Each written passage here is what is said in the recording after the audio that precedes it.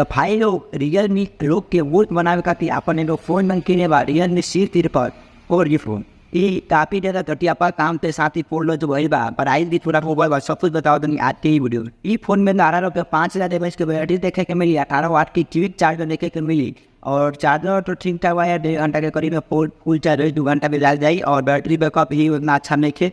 3 घंटा गेमिंग पे और 8-9 घंटा नॉर्मली तो बैटरी बैकअप भी। यदि प्रोसेसर के बात कर जाओ तो मैं तारो कि T612 वाला प्रोसेसर देखे के मिली और ये प्रोसेसर इतना घटिया बा कि टेम्पर कम गेम भी खेलबल तो काफ़ी ज़्यादा लेट करी हैंग करी आ मजा नहीं खेलन।